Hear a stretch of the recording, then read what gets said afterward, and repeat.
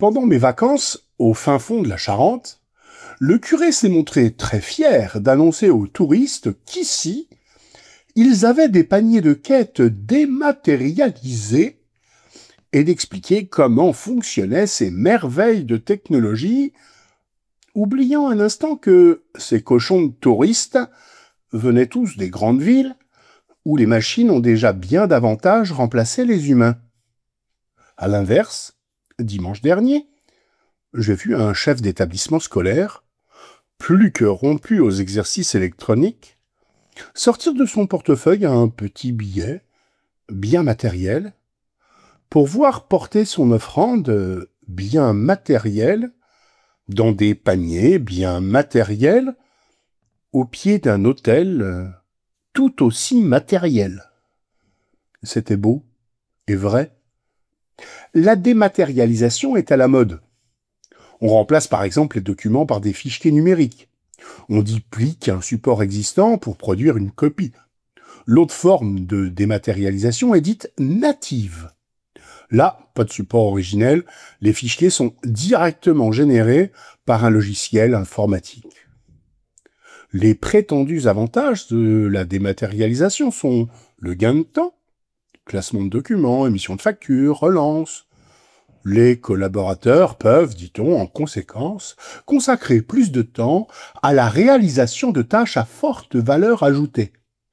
En clair, on peut se passer d'eux et ne plus avoir besoin de leur procurer un travail. Et la rentabilité.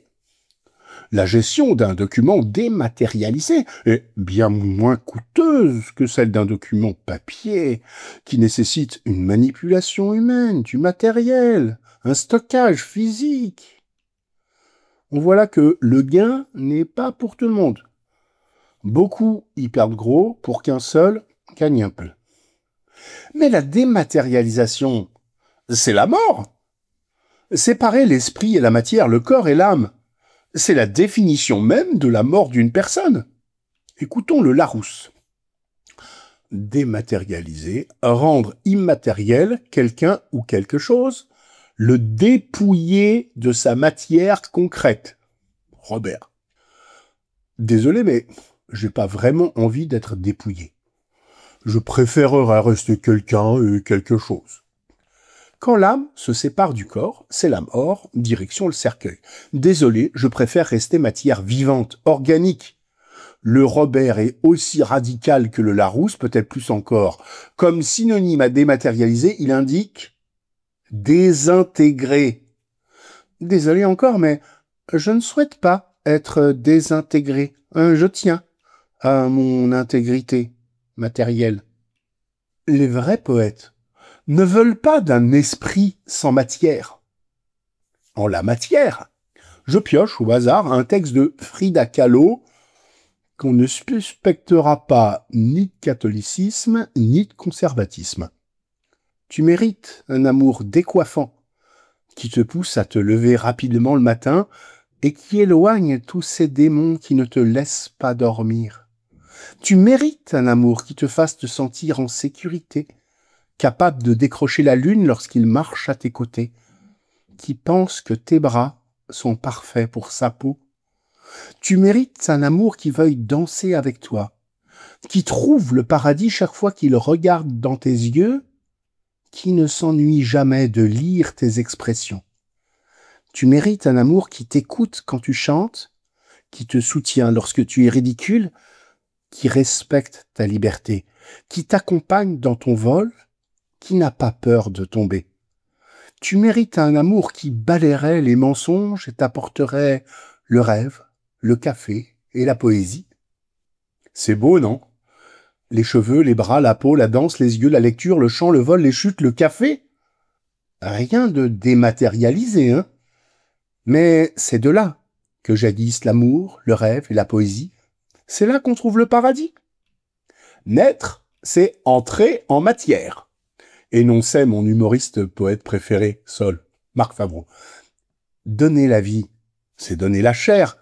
On s'exclame devant son enfant avec une joie admirative, c'est la chair de ma chair, pas c'est l'esprit de mon esprit.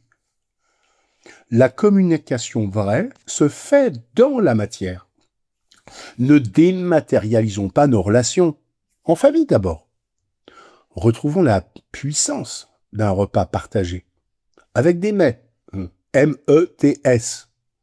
Il n'y a pas de mets, hein. M-A-I-S. Mangeons, partageons. Ne nous croyons pas spirituels en refusant de parler de ce que l'on mange ou de ce que l'on boit. Ce n'est pas ça. C'est bon. Enfin, pas toujours, plus ou moins. Parlons-en, justement. C'est dans la matière que jaillit l'esprit. Et laissons les portables de côté pendant ce temps, coucouche panier. Si ton smartphone est pour toi une occasion de chute, jette-le loin de toi, dit Jésus. Ou un truc dans le genre. L'abus des écrans fait écran aux relations vraies.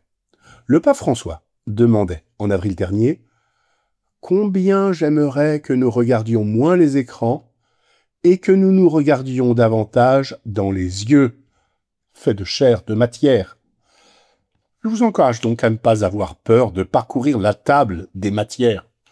C'est le meilleur endroit pour comprendre le mécanisme de l'ouvrage. C'est dans la table des matières qu'on voit l'esprit d'un livre. Bien sûr, la matière n'a de sens que dans l'esprit. L'esprit domine la matière, répète tout le long du film Le cow-boy australien de Crocodile Dundee. Aïe.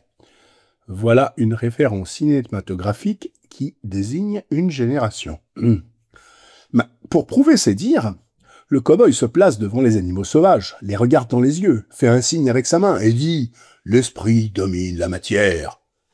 Puis l'animal, buffle, lion, crocodile, s'incline et s'endort. L'esprit domine la matière? Vraiment? Même dans le film, hein.